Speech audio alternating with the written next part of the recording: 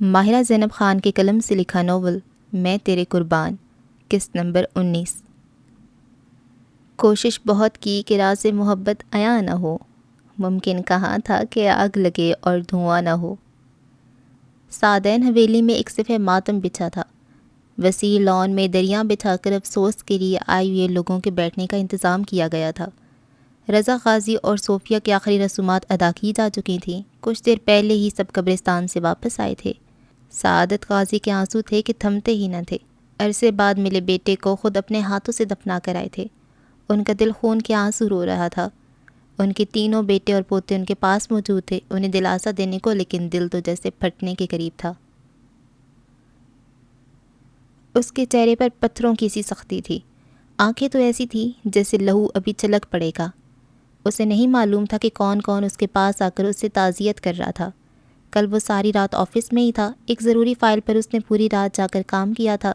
صبح فجر کے وقت کہیں جا کر اس کا کام ختم ہوا تو دکھتے سر کو 2 انگلیوں سے دباتے ہوئے اس نے فون کو اٹھا کر دیکھا، جہاں ماشا کی کتنی ہی مسڈ کالز تھیں۔ وہ جب تک گھر نہ پہنچ جاتا وہ ایسے ہی اسے فون کر کے جلدی آنے کے لیے کہتی رہتی تھی۔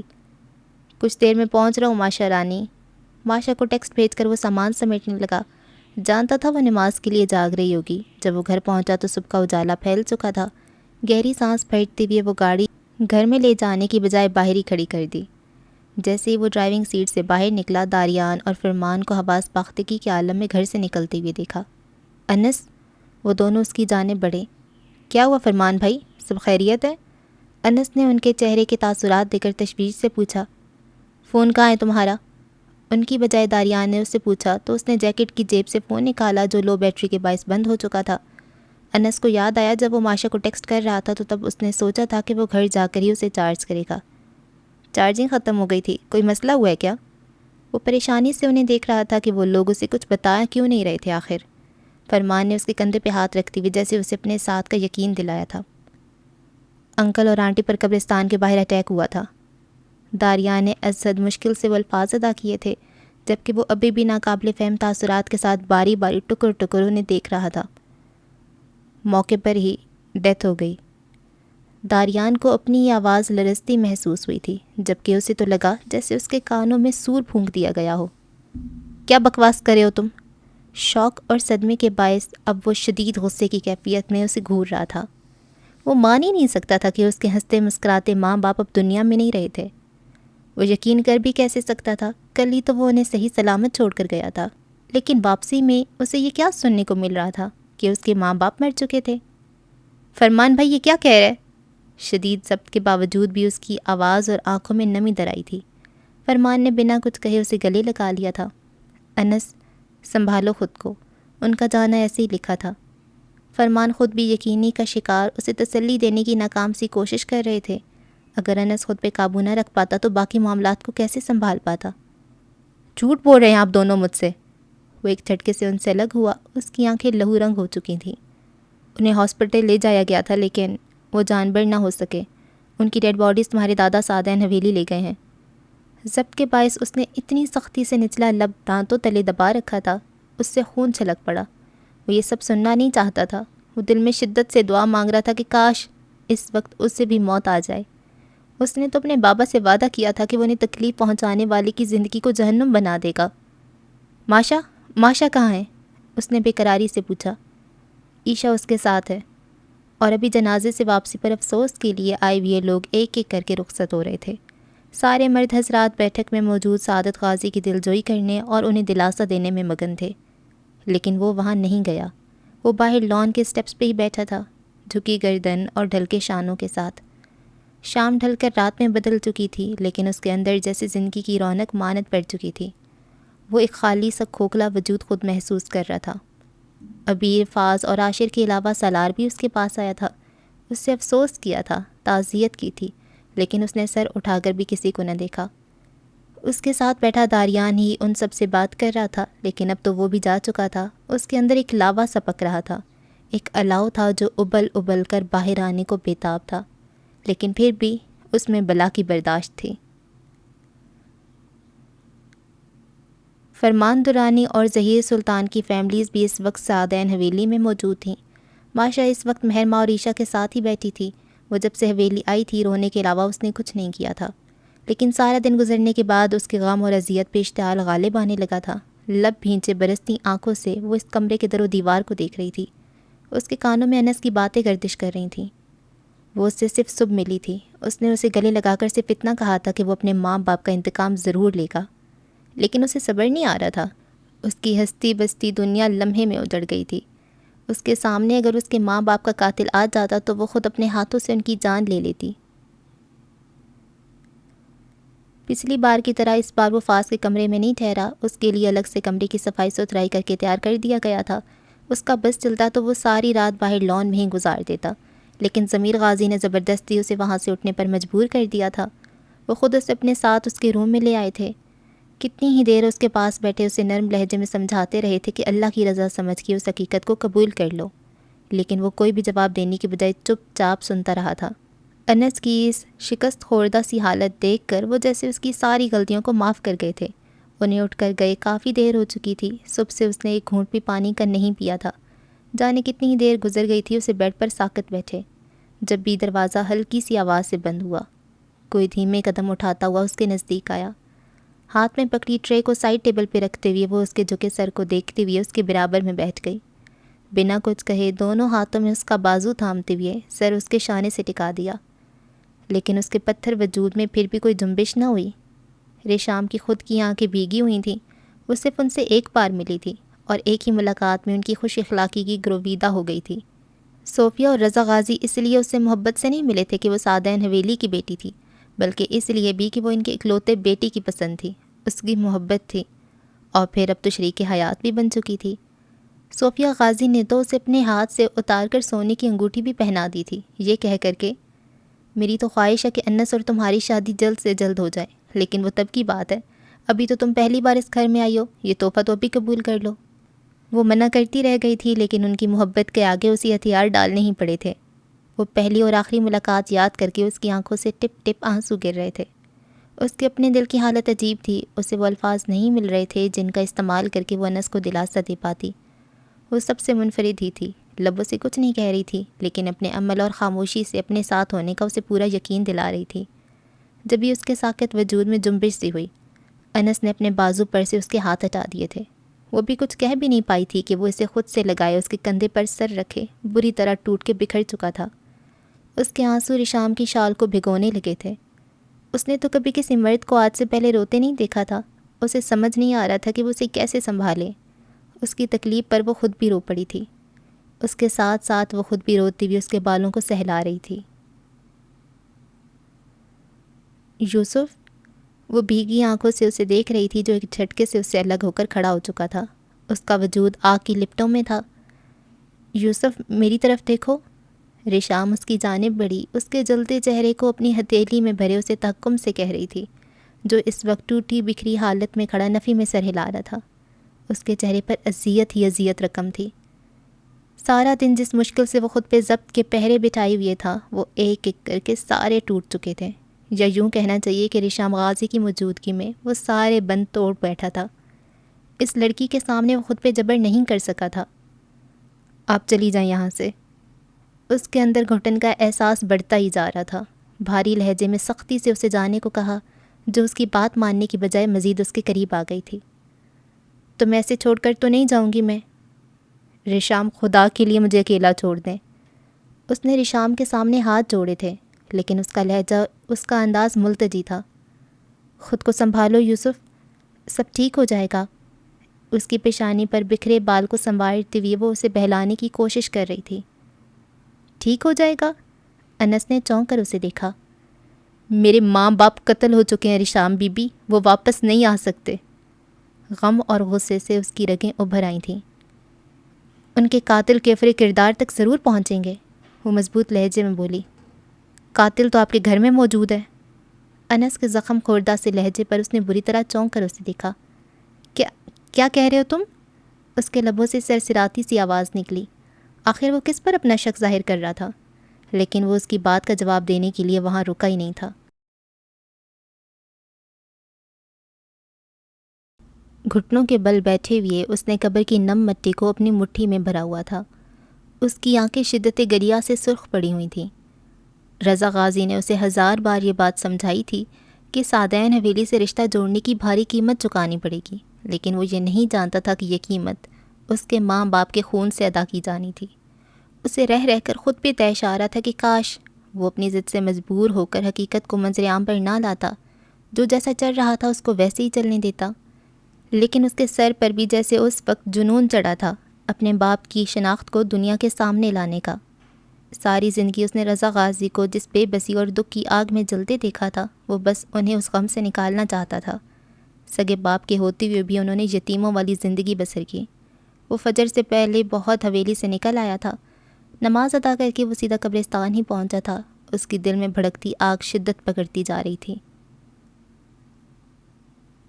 کیا اب یہ دونوں بہن بھائی یہیں رہیں گے؟ سالار نے ایک نظر لاؤنج میں بیٹھی ماشا کو دیکھ کر ابیر سے پوچھا۔ ظاہر ہے یہ ان کا بھی گھر ہے، ابیر نے کچھ زور دے کر کہا، لیکن اس کی جانب کہاں متوجہ تھا؟ وہ تو ماشا اور عیشا کے ساتھ بیٹھی مہرما کو دیکھ رہا تھا، جو دھانی رنگ کی شرٹ اور کیپری کے ساتھ ہم رنگ دوپٹہ سر پہ اوڑھے نم آنکھوں اور سرخ ناک کے ساتھ ماشا کو اپنے ساتھ لگائے بیٹھی، جانے اسے کیا کچھ کہہ رہی تھی۔ تمہیں آفس نہیں جانا؟ ابیر نے اس کی محویت کو دیکھتے ہوئے اسے اپنی جانب متوجہ کیا۔ وہ دونوں اس وقت اوپن کچن سے ملحقہ سٹنگ روم میں بیٹھے ہوئے تھے، جس کی ساری دیواریں گلاس کی تھیں، جہاں سے باہر لان کا سارا منظر دکھائی دیتا تھا۔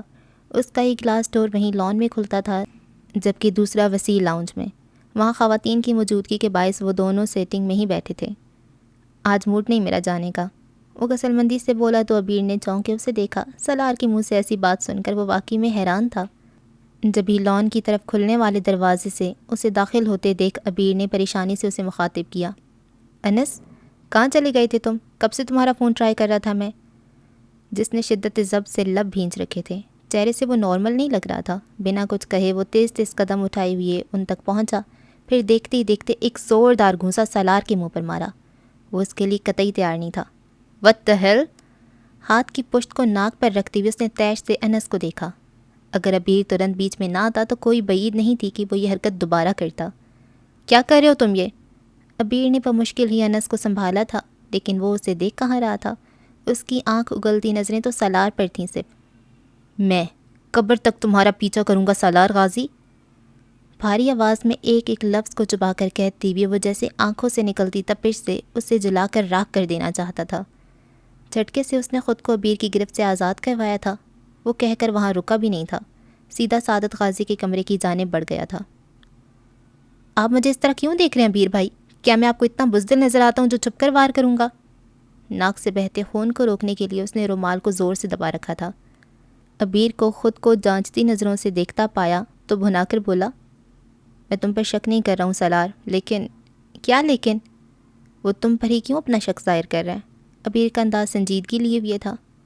اللہ ہی جانے، مجھے کیا معلوم؟ وہ بیزاری سے سر چٹک کر بولا۔ ایک تو اسے بھی ساری دنیا میں صرف میں ہی اس کا دشمن نظر آتا ہوں، لیکن پھر تیش میں کہا، ریشام کی وجہ سے تم دونوں کے درمیان جو سرد جنگ چل رہی ہے نا، میں اسے ناواقف نہیں ہوں۔ ابیر بھائی، مانتا ہوں ریشام میری سابقہ منگیتر رہ چکی ہے، اور یہ بھی کہ اس نے کس دھوکے سے اسے نکاح کی ہے، لیکن یہ بات اتنی بھی کوئی ناقابل برداشت نہیں ہے جو میں اتنی ذلیل حرکت کروں۔ اس کا اشارہ انس کے پیرنٹس کی ڈیتھ کی طرف ہی تھا۔ ابیر، آپ خود کو اتنا پریشان کیوں کر رہے ہیں؟ سارا نے اس کے پاس بیٹھتے ہوئے تفکر سے کہا، جو 2 انگلیوں سے اپنی پیشانی مسل رہا تھا۔ میں اس حویلی کا بڑا بیٹا ہوں سارا، یہ سارے بچے میری انگلی پکڑ کر چلنا سیکھے ہیں۔ اسکول اور کالج میں جو بھی ان کے ایشوز ہوا کرتے تھے، یہ اپنے ماں باپ کو بتانے کی بجائے میرے پاس آیا کرتے تھے، کیونکہ انہیں یقین تھا کہ ان کا بڑا بھائی بنا ڈانٹے ان کے مسئلے سلجھا دیا کرے گا۔ لیکن یہ سب صرف آپ کے کزنز ہیں، آپ کو ان کے لیے خود کو ہلکان کرنے کی ضرورت نہیں ہے۔ ویسے بھی یہ لوگ اس عمر تک پہنچ گئے ہیں کہ اپنے مسئلے خود حل کر سکے۔ جس دن میرے میٹرک کا رزلٹ آؤٹ ہوا، اس دن میں دادا جان کے پاس گیا تھا، انہیں خوشی خوشی بتانے کہ میں کتنے اچھے نمبر سے پاس ہوا ہوں۔ لیکن تمہیں معلوم ہے انہوں نے مجھے مبارکباد میں کیا کہا تھا؟ سارا نے محض نفی میں سر ہلایا۔ یہی کہ ابیر، اب تم بڑے ہو چکے ہو، اب تم پر کافی ذمہ داریاں عائد ہونے والی ہیں۔ سب سے پہلی اور اہم یہ کہ ہمیشہ اپنے بہن بھائیوں کا خیال رکھو گے۔ میں نے انہیں کبھی کزن سمجھا ہی نہیں، وہ سب میرے لیے میرے چھوٹے بہن بھائیوں کی طرح ہیں۔ میں یونیورسٹی سے تھکا ہارا جب حویلی واپس آیا کرتا تو ان سب کے لاتعداد جھگڑے میرے منتظر ہوا کرتے تھے، اور میں بنا کوئی اور کام کیے بیٹھ کر ان کے مسئلوں کو سلجھایا کرتا تھا۔ یقین مانو ان کی نوک جھونک اور شرارتیں دیکھ کر ہی میری ساری تھکن اتر جایا کرتی تھی۔ یہ بچے میرے سامنے بڑے ہوئے ہیں، بے شک اپنی زندگی کے فیصلے کرنے کی عمر میں داخل ہو چکے ہیں، لیکن میرے لیے تو ہمیشہ وہی چھوٹے چھوٹے بچے رہیں گے۔ ایک افسردہ سی مسکراہٹ لبوں پر لیے وہ کہے جا رہا تھا۔ اس کے ماں باپ تو کب کے گھر جا چکے تھے، وہ ماشا کی وجہ سے رک گئی تھی۔ اب گھر جانے کے لیے نکل رہی تھی تو پورچ میں ہی کھڑے سالار غازی کو دیکھ کر اس کی تیوریاں چڑھیں۔ بیٹھو، میں ڈراپ کر دوں گا، وہ سنجیدگی سے بولا تو مہربان تنفر سے اسے دیکھا۔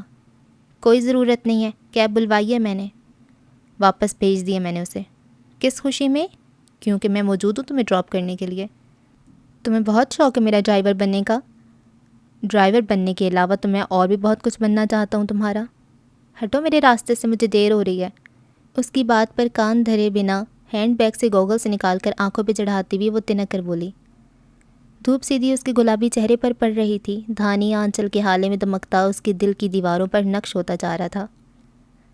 اس کی بات ماننے کی بجائے سالار نے گاڑی کا دروازہ کھول دیا، لیکن نظریں اس کے چہرے پر ہی جمائی ہوئی تھیں۔ تمہارے ساتھ سفر کرنے کی بجائے میں پیدل چلنا پسند کروں گی، وہ تلخی سے بولی۔ میں بھی پیدل چل لوں گا تمہارے ساتھ، وہ بلا توقف بولا تو مہربان نے لمحے کو گردن موڑ کر اونچی سی سادین حویلی کی شان و شوکت کو دیکھا اور پھر سامنے کھڑے اس کے وارث کو، جو اپنی حیثیت اور شناخت کو بلائے اس عام سی لڑکی کے ہاتھوں بخوشی اپنی عزت افزائی کروا رہا تھا۔ مہربان بنا کسی تاثر کے اسے دیکھتی ہوئی فرنٹ سیٹ پر بیٹھ گئی، لیکن ذہن میں الجھنوں کا بسیرا تھا۔ یہ سچ تھا کہ یونیورسٹی لائف میں وہ اپنی عمارت کے زوم میں کسی کو منہ لگانا پسند نہیں کرتی تھی، جس میں اس کا کلاس فیلو سالار غازی بھی تھا۔ اکثر و بیشتر ان دونوں کی تلخ کلامی ہو جایا کرتی تھی، لیکن پھر کرائسس کی وجہ سے اس نے اپنی پڑھائی ڈراپ کر دی تھی۔ اس کے وہ سارے دوست جس پر انہیں اعتبار تھا کہ وہ اس پر جان چھڑکتے ہیں، ان میں سے ایک نے بھی اسے رابطہ رکھنے کی ضرورت محسوس نہیں کی تھی۔ اور پھر کچھ ہی عرصہ بعد جب اسے غازی انڈسٹریز میں جاب کرنے کی ایک ہفتے بعد پتہ چلا کہ اس کا باس کوئی اور نہیں بلکہ وہی سالار غازی ہے، جس کے ساتھ اس کی ایک ملاقات بھی خوشگوار نہیں گزری تھی۔ اچھے پیکج کے باوجود بھی وہ یہ جاب جاری رکھنے کی روادار نہیں تھی، کیونکہ وہ جانتی تھی کہ سالار غازی ہر سیکنڈ اس کے ماضی اور حال کو نشانہ بنا کر اسے نیچا دکھانے کی کوشش کرے گا۔ کبھی خواب میں بھی وہ نہیں سوچ سکتی تھی کہ جس شخص کو وہ کبھی خاطر میں نہیں لاتی تھی اسے ایک دن اس کی سیکرٹری بننا پڑے گا۔ لیکن قسمت کے ہاتھوں مجبور ہو کر اس نے یہ کڑوا گھونٹ بھی پی لیا تھا، کیونکہ اس کے پاس کوئی چارہ بھی نہیں تھا۔ اس کی سوچ کے برعکس سالار نے ایک دن بھی اس پر کوئی طنز نہ کیا تھا، نہ تانا دیا تھا، بلکہ اس کے تمام سٹاف سے زیادہ ہی اچھا برتاؤ روا رکھا تھا، جو اب کسی سے ڈھکا چھپا نہیں رہا تھا۔ مہرماں خود ورکرز کی چہمگوئیوں کو سن چکی تھی جو اس کے اور سالار کی ذات کے حوالے سے تھی۔ صبرینہ سے بھی اس کی اسی بات پر تلخ کلامی ہو گئی تھی، جو تنفر سے اس پر الزامات عائد کیے جا رہی تھی کہ وہ سالار کو اپنی جانب مائل کرتی ہے۔ کوئی اس کے بارے میں کچھ بھی کہتا پھرے، وہ کسی پر ذرا کان نہیں دھرتی تھی، لیکن اس بار اس کی انا پر تازیانہ لگا تھا۔ یہ الزام برداشت کیے جانے کے قابل نہیں تھا اس کے لیے، اس لیے اس نے سالار سے کہا تھا کہ وہ صبرینہ کو جاب سے نکال دے، لیکن جب اس نے ریزن جانے بغیر اس کی بات ماننے سے انکار کیا تو اس نے خود ہی آفس جانا چھوڑ دیا۔ 2 دن اس نے آف کیا تھا، اپنے فون کو بھی سوئچ آف کر دیا تھا تاکہ آفس سے آنے والی کوئی بھی کال ریسیو نہ کرنی پڑے، اور تیسرے دن وہ یہاں تھی، سالار غازی کے ہمراہ اس کی گاڑی میں موجود۔ ان ساری باتوں کو باوجود وہ سالار سے نفرت نہیں کرتی تھی، وہ اسے اچھا نہیں لگتا تھا لیکن برا بھی نہیں لگتا تھا۔ لیکن آج جو باتیں ماشا کی زبانی اسے معلوم ہوئی تھیں، چند ثانیے کے لیے تو وہ گنگ سی رہ گئی تھی۔ اسے یقین کرنے میں دشواری کا سامنا کرنا پڑا تھا، لیکن ماشا نے کافی وثوق سے کہا تھا کہ سالار غازی کے علاوہ کسی اور کی دشمنی نہیں ہے انس بھائی سے۔ ریشام کی وجہ سے وہ انس بھائی سے بدلہ لینا چاہتے تھے، اس لیے انہوں نے یہ سب کیا۔ اس وقت تو وہ جیسے تیسے برداشت کر گئی تھی، لیکن اب سالار کو دیکھا تو اس کے اندر بھی ایک آگ دہک اٹھی تھی۔ ماشا کا کرب اس کی آنکھوں کے سامنے آ رہا تھا بار بار۔ میں سوچ بھی نہیں سکتی تھی کہ تم اتنے گھٹیا شخص نکلو گے۔ ونڈ اسکرین سے نظریں ہٹا کر سالار نے حیرانگی سے اسے دیکھا، جو نفرت بھری نظروں سے اسے دیکھ رہی تھی۔ سالار کے چہرے پر فوراً ہی ناگواری کے رنگ دکھائی دیے تھے، جو اپنی لالچ کی وجہ سے کسی کی جان ہی لے لے۔ اس کا ایک ایک لفظ سالار کے چہرے پر تھپڑ ہی طرح لگ رہا تھا۔ یک لخت اس کا پاؤں بریک پر جا پڑا۔ سخت تاثرات لیے وہ اس کی جانب مڑا تو مہربان نامحسوس انداز میں پیچھے ہٹی۔ مجھے نہیں معلوم کس نے یہ بکواس تمہارے سامنے کی ہے، لیکن مجھ سے بات کرتے ہوئے اپنے لفظوں پر دھیان دو، یہ نہ ہو بعد میں تمہیں ان لفظوں پر شرمندہ ہونا پڑے، سالار نے بے حد ضبط سے کہا تھا۔ مجھے معلوم ہے میں کیا کہہ رہی ہوں، یہ اچھے بننے کا نقاب چڑھا کر جو اصلی چہرہ تم نے چھپا رکھا ہے نا اپنا، میں اسے انجان نہیں ہوں۔ یقیناً تم ابھی بھی ریشام کی پراپرٹی کے پیچھے پڑے ہوئے ہو اور ساتھ میں انس اور ماشا کو بھی قتل کروانا چاہتے ہو۔ پیشانی پر تیوریاں لیے وہ بنا کچھ کہے اس کی زہر میں بجھی باتیں سنتے جا رہا تھا۔ جب اس نے اپنی بات ختم کی تو وہ سر پیچھے کو گرا کر بے ساختہ ہنس پڑا۔ مہر ماں نے چونک کے اسے دیکھا، جس کا چہرہ بے تحاشا ہنسنے کی وجہ سے سرخ پڑتا جا رہا تھا۔ او مائی گاڈ، مجھے نہیں پتا تھا کہ تم جیسی بے وقوف لڑکی اتنی آسانی سے میرے پلان کو سمجھ جائے گی۔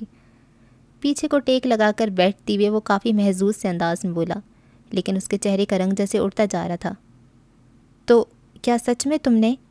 مہرماں کو سانس لینے میں دشواری کا سامنا تھا۔ وہ تو سمجھ رہی تھی کہ وہ فوراً انکار کر دے گا، کہے گا کہ مہرماں تم پاگل ہو جو ایسا سوچتی ہو میرے بارے میں، لیکن وہ تو اپنے منہ سے اپنے جرم کا اقرار کر رہا تھا۔ وہ پل کے جھپکے بنا شوق کی حالت میں اسے دیکھ رہی تھی، جس نے ڈیش بورڈ پر پڑے لائٹر کو اٹھا کر لبوں میں دبی سگریٹ کو شعلہ دکھایا تھا۔ اس نے تو آج سے پہلے کبھی اسے اسموکنگ کرتے نہیں دیکھا تھا۔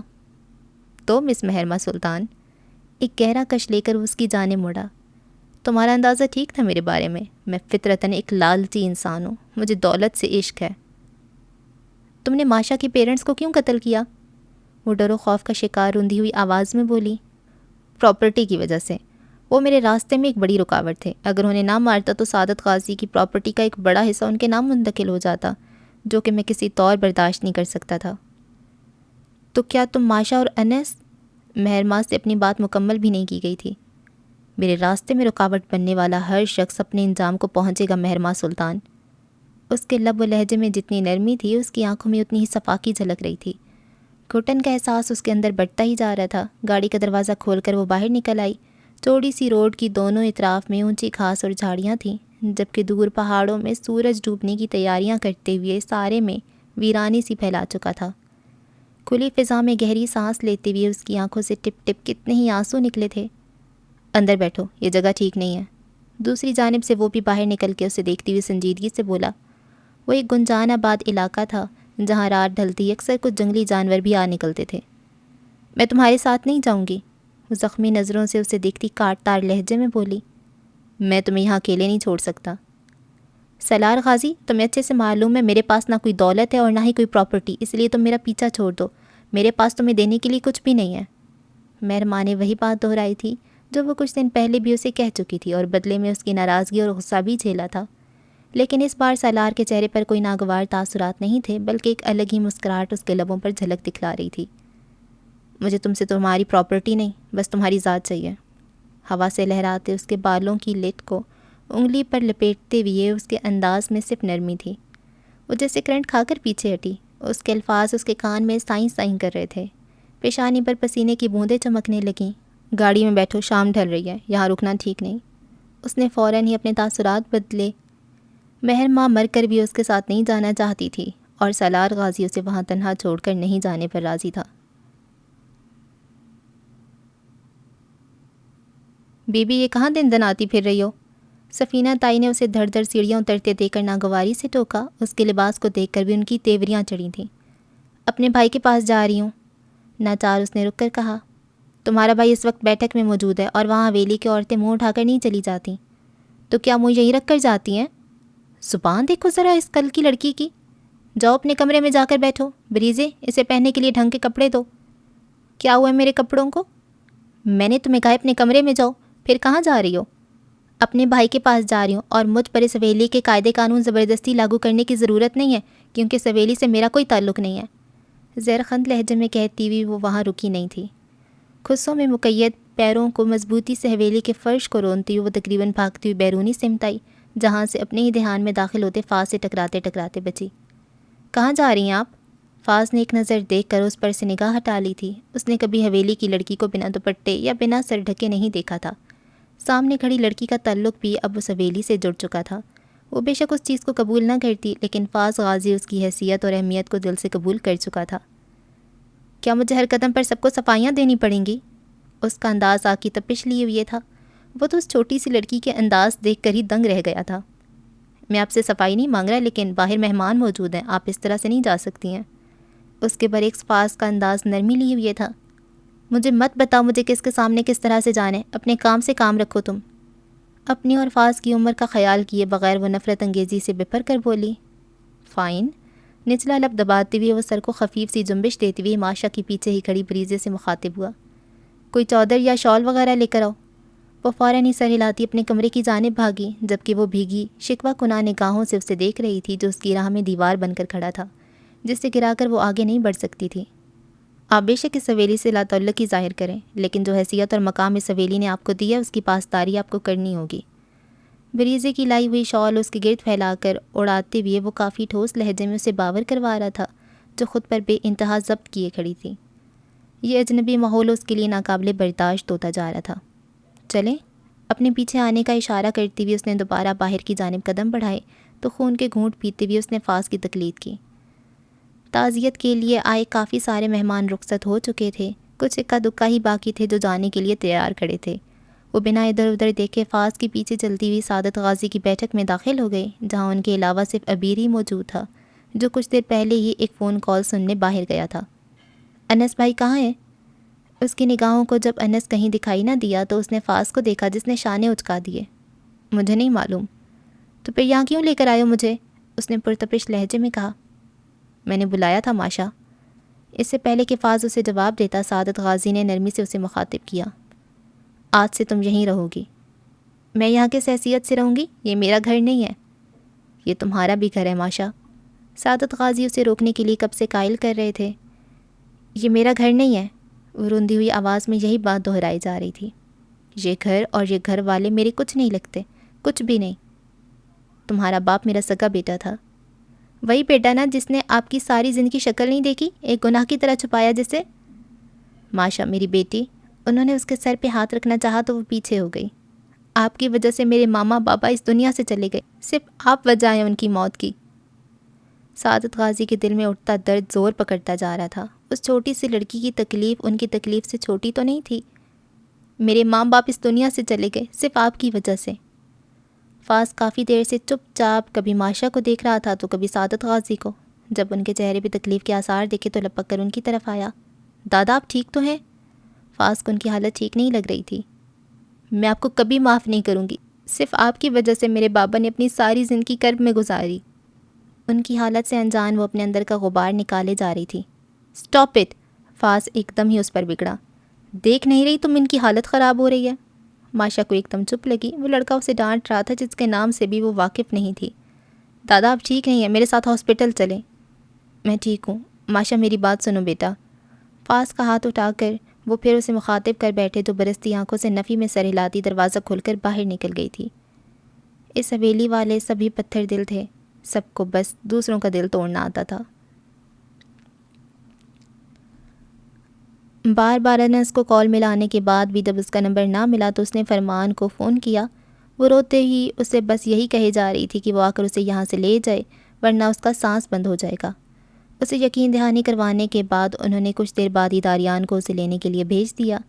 بنا بتائے کہاں جا رہی ہو تم؟ میری مرضی، میں جہاں بھی جاؤں۔ آپ کون ہوتی ہے مجھ سے باز پرس کرنے والی؟ لڑکی اپنی زبان کو لگام ڈالو، تمہارے ماں باپ چلے گئے ہیں اس دنیا سے جو تمہاری یہ بدتمیزی برداشت کر لیا کرتے تھے۔ اس کا دل جیسے کسی نے مسل کے رکھ دیا تھا۔ بھابھی آپ یہ کس طرح بات کر رہی ہیں؟ دیکھ نہیں رہی تم یہ کس طرح مجھے جواب دے رہی ہے؟ کیا ہوا ہے ماشا، مجھے بتاؤ کہاں جا رہی ہو تم؟ میں چلتی ہوں تمہارے ساتھ۔ رائمہ نے اسے محبت سے کہا۔ فرمان بھائی کے گھر، وہ روتے ہوئے بمشکل بولی، جب ہی ملازم نے باہر داریان کے آنے کی اطلاع دی تھی جو ماشا کو لینے آیا تھا۔ اس کے بھائی کو معلوم بھی ہے یا نہیں؟ یہ نہ ہو کہ وہ آ کر ہم پر ہی برسنا شروع ہو جائے کہ ہم نے اس کی بہن کا خیال نہیں رکھا۔ داریان تو اسے دیکھ کر ہی حیرت زدہ رہ گیا تھا۔ وہ اس ماشا کو تو قطعی نہیں جانتا تھا جس کے چہرے پر ہمہ وقت رہنے والی مسکراہٹ کی بجائے بھیگے گالوں پر آنسوؤں کے نشان تھے۔ برستی آنکھوں سے اسے دیکھتی وہ بنا کچھ کہے اس کی گاڑی کا فرنٹ ڈور کھول کر اندر بیٹھ گئی۔ اسے اس وقت کچھ بھی سجائی نہیں دے رہا تھا، ذہن و دل میں ایک جھکڑ سے چل رہے تھے۔ وہ اس حویلی سے کہیں بہت دور چلے جانا چاہتی تھی۔ سعادت غازی کو وہ زبردستی ہاسپٹل لے کر آیا تھا جن کا چیک اپ جاری تھا۔ ان کی ہارٹ بیٹ مدھم پڑتی جا رہی تھی۔ اس کی اطلاع دینے پر عبیر اور انس کے علاوہ ضمیر غازی اور زاریہ غازی بھی وہاں پہنچے تھے، جو ان کی حالت کے پیش نظر پریشانی سے دو چار ان کی صحت یابی کی دعا گو تھے۔ دیوار سے ٹیک لگائے اس کی نظر اپنے جوتوں پر تھی۔ جھکی گردن کو اس نے تب اٹھایا جب شانے پر کسی کے ہاتھ کا لمس محسوس ہوا۔ تمہارے دکھ کا مداوع نہیں کر سکتا، لیکن وقت سب سے بڑا مرہم ہے۔ اللہ تمہیں صبر دے۔ مجھے صبر تب ہی آئے گا جب اس شخص کو اپنے ہاتھوں سے گولی ماروں گا۔ عبیر کا ہاتھ اپنے شانے سے ہٹا کر اس نے صفاقی سے کہا۔ ساری دنیا سے ہی اس نے بیر باندھ لیا تھا، عبیر اسے تعصب سے دیکھ کر رہ گیا۔ مجھے اچھے سے معلوم ہے میرے ماں باپ کا قاتل کون ہے، جلد یا بددیر میں اپنے ہاتھوں سے اس کی جان لوں گا۔ سالار یہ سب نہیں کر سکتا انس، وہ اتنا نہیں گر سکتا، وہ میرا بھائی ہے، میں جانتا ہوں اسے۔ جس دن میں نے اس کے منہ سے یہ اعتراف جرم کروا لیا اس دن یقین آ جائے گا آپ کو عبیر بھائی کہ وہ کس حد تک گر سکتا ہے۔ جلد بازی میں شدت سے کام مت لو، رضا انکل پر جو اٹیک ہوا ہے وہ ان کے کسی اور دشمن کی جانب سے بھی تو ہو سکتا ہے۔ کیا کہنا چاہتے ہیں آپ؟ تمہارے بابا ایک پولیس آفیسر تھے انس، اور پولیس آفیسرز کے دوستوں کی تعداد اتنی نہیں ہوتی جتنی قطار میں دشمن گھات لگا کر بیٹھے ہوتے ہیں۔ ہمیں پہلے انکوائری کروانی چاہیے۔ جب تم ساری جانچ پڑتال نہیں ہو جاتی تب تک کسی پر الزام لگانا ٹھیک بات نہیں ہے۔ لیکن میں جانتا ہوں سالار کے علاوہ میرا مجرم اور کوئی نہیں ہے۔ اس کے لہجے کی مضبوطی اس کے سنگین ارادوں کا پتہ دے رہی تھی۔ بند کمرے میں حبس زدہ سا ماحول تھا، یہ صرف اسے ہی محسوس ہو رہا تھا۔ وائٹ کلر شلوار قمیض زیب تن کیے، شال کو شانوں پر ڈالے اس کی گردن کی رگیں ابھری ہوئی تھیں۔ اگر خود پہ ڈھیر و ضبط نہ کرتا تو یقیناً وہ آج کسی کا قتل کر گزرتا۔ وجاہت قاضی کے مطالبے کو اس نے کڑوے گھونٹ کی طرح پیا تھا۔ دیکھو انس، تمہارا اور تمہاری بہن کا پراپرٹی میں جو بھی حصہ بنتا ہے وہ تمہارے نام صرف اسی وقت منتقل ہوگا جب تم رشام کو طلاق دو گے۔ بصورت دیگر تمہیں اسے دستبردار ہونا ہوگا۔ شیشے کی میز پر پڑے پیپرز کو اٹھا کر اس نے ایک سرسری سے نگاہ ان پر ڈالی تھی۔ دوسری لمحے وہ ڈائیورس پیپرز پرزے پرزے ہو چکے تھے۔ یہ تو طے تھا کہ جتنی بار وہ کاغذات انس کے ہاتھ میں آتے ان کا انجام یہی ہونا تھا۔ میں پہلے کہہ چکا ہوں رشام غازی کے علاوہ میں کسی اور چیز کا خواہش مند نہیں ہوں۔ ایک ایک لفظ پہ زور دیتے ہوئے وہ سرد لہجے میں کہتے انہیں سختی سے باور کروا رہا تھا۔ رشام کو اگر اپنے نکاح میں رکھو گے تو پھر اسے بھی اپنی پراپرٹی چھوڑنی ہوگی۔ انہوں نے ایک اور پہلو اس کے سامنے رکھا۔ وہ اس وقت ان کے ساتھ تنہا بیٹھا تھا، ان دونوں کے علاوہ وہاں کوئی تیسرا شخص نہیں تھا۔ تحمل سے ان کی بات کو سنا، پھر جھٹکے سے وہاں سے اٹھ کر روم سے نکل کر دھم دھم سیڑھیاں اترتے ہوئے اوپر پہنچا۔ وہ اسی اوپری منزل کے لاؤنج میں ہی بیٹھی دکھائی دے گئی تھی، سادے سے ہلکے جامنی سوٹ میں، شال کو اپنے گرد پھیلائے، ہاتھ میں سپارہ لیے وہ صوفے پر بیٹھی تھی۔ اس کے ہلتے لبوں کو دیکھتے ہوئے اس کے قدموں میں سستی در آئی۔ انس، رائمہ نے اسے حیرانگی سے دیکھا۔ آج سے پہلے وہ کبھی سیڑھیاں عبور کر کے وہاں تک نہیں آیا تھا۔ بے شک وہ سبیلی کا بیٹا تھا لیکن اپنی حدود کا پھر بھی خیال رکھتا تھا۔ پھپھو کی آواز پر متوجہ ہوتے ہوئے ریشام بھی اس طرف دیکھ کر چونکی، پھر سپارہ بند کر کے میز پہ رکھی روہیل پہ رکھا۔ وہاں ان کے علاوہ بریزے اور حویلی کی باقی عورتیں بھی تھیں، لیکن وہ کسی کو بھی دیکھے بنا اس کی طرف آیا تھا۔ ریشام کا دل انجانے احساس سے دھڑکنے لگا۔ جب جب انس نے اس کی طرف قدم بڑھائے تھے تب تب ان دونوں کو ایک نئی آفتاب کا سامنا کرنا پڑتا تھا۔ میرے ساتھ چلیں، میرے گھر۔ اس کا لہجہ کسی بھی جذبات سے آری انتہائی سنجیدہ تھا۔ صرف ریشام نہیں تھی جو اس کے مطالبے پہ حیران ہوئی تھی، وہاں موجود ہر شخص کے تاثرات تقریباً اس کے جیسے ہی تھے۔ انس، ایسے کیوں کہہ رہے ہو؟ کوئی بات ہو گئی ہے کیا؟ رائمہ نے پریشانی سے اس کا بازو تھاما۔ ریشام میری بیوی ہے رائمہ پھپھو، میں انہیں یہاں سے لے جا رہا ہوں۔ ایسے کیسے لے جا سکتے ہو؟ یہ کوئی موم کی گڑیا جو اپنی مرضی سے جب جی چاہا لے گئے، جب جی چاہا چھوڑ گئے؟ سفینہ تائی تو اس کی بات سن کر ہی بھڑک کر گویا ہوئیں، لیکن وہ صرف ریشام کو دیکھ رہا تھا جس کی سے آنکھوں میں ناسمجھی اور بے یقینی تھی۔ وہ اسے حکم نہیں دے رہا تھا، نہ اس کے سامنے اپنا مطالبہ رکھ رہا تھا، جبکہ اسے دیکھنے والے اس کے انداز سے یہی سمجھ رہے تھے۔ لیکن یہ ریشام ہی جانتی تھی کہ اس کے لہجے میں صرف گزارش تھی، التجا تھی۔ وہ اس پر حکم نہیں چلا سکتا تھا، اس پر اپنی مرضی مسلط کرنے کا سوچ بھی نہیں سکتا تھا۔ لیکن ریشام ایک الگ ہی کشمکش کا شکار تھی۔ وہ اس کی بات مان کر کیسے اس کے ساتھ جا سکتی تھی جبکہ اس کے ماں باپ میں سے کوئی وہاں موجود بھی نہیں تھا؟ ان کی مرضی اور منشا کے بغیر وہ کبھی اتنا بڑا قدم نہیں اٹھا سکتی تھی۔ وہ اس کی التجا کرتی نظروں میں دیکھتی بھیگی نظروں سے بے بسی اور بے کسی کے ہاتھوں مجبور نفی میں سر ہلا رہی تھی۔ آپ انکار کریں گی تو میں دوبارہ لینے نہیں آؤں گا۔ وہ عزت سنجیدہ تھا۔ ریشام کا دل جیسے ایک چناکے سے ٹوٹا، تیر کی طرح لگا تھا اس کا لہجہ۔ کیا وہ رشتہ ختم کرنے کی بات کر رہا تھا؟ اتنی مشکل سچویشن میں ڈال کر وہ ایسا کہہ بھی کیسے سکتا تھا اسے؟ ایک بار حویلی سے قدم باہر نکالنے کی غلطی وہ کر چکی تھی، دوسری بار تو وہ مر کر بھی یہ نہیں کرنا چاہتی تھی۔ وہ عجیب دوراہے پہ کھڑی تھی۔ وہ سامنے کھڑے شخص سے دستبردار نہیں ہو سکتی تھی، لیکن وہ اسے عزت سے اس کے ساتھ رخصت ہو کر جانا چاہتی تھی۔ ایسے تو بالکل بھی نہیں، اپنے ماں باپ کی غیر موجودگی میں ان کے علم میں لائے بغیر وہ یہ انتہائی قدم نہیں اٹھا سکتی تھی۔ تم مجھے طلاق دے دو گے؟ تیز تیز دھڑکتے دل کے ساتھ وہ اس ہر جانے کے بارے میں دریافت کر رہی تھی جو اس کے ساتھ نہ جانے کی صورت میں اسے بھرنا تھا۔ دل پر لگے زخم سے خون دھیرے دھیرے رسنے لگا۔ سامنے کھڑا وہ خوبرو شخص جسے اس نے اپنے دل کی سب سے اونچی مسند پر بچھایا تھا، وہ اس کی ذات کو ٹکڑوں میں بانٹ رہا تھا۔ اس نے کوئی جواب نہیں دیا۔ اس سوال کا جواب اس کے پاس تھا بھی نہیں۔ ریشام اور انس کا جدا ہونا کیا اتنا آسان تھا؟ کیا اسی لیے اس سے جتن کر کے اپنایا تھا کہ طلاق دے دے؟ اگر تم نے اس حویلی سے ایک قدم بھی باہر نکالا تو تم پر اس حویلی کے دروازے ہمیشہ کے لیے بند ہو جائیں گے ریشام۔ انس نے اپنی پشت سے ابھری وجاہت غازی کی بات کو سنتے ہوئے ضبط سے ریشام کو دیکھا جو عجب دوراہے پہ کھڑی تھی۔ جانا چاہتی ہو تو کوئی تمہیں روکے گا نہیں، لیکن اپنے سارے رشتے ناتے یہیں دفن کر کے جاؤ۔ وجاہت بھائی آپ کیا کہہ رہے ہیں؟ رائمہ غازی تو صورتحال پہ عزت پریشانی سے کبھی انس اور ریشام کو دیکھتی تو کبھی وجاہت غازی کو، جنہوں نے آج اس رشتے کو منطقی انجام تک پہنچانے کا فیصلہ کر لیا تھا۔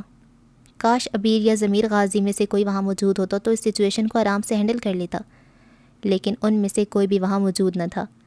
ریشام کے ذہن کے پردے پر ماضی لہرا رہا تھا جب وہ اسے اس بات کے لیے طعنے دیا کرتی تھی کہ وہ ایک بزدل انسان ہے جس میں اتنی ہمت نہیں کہ محبت کے باوجود وہ دنیا کے سامنے اس کا اقرار کرنے سے ڈرتا تھا، اور آج وہ پورے حق سے سب کے سامنے اسے لے جانے کے لیے آیا تھا تو وہ پیچھے قدم ہٹا رہی تھی۔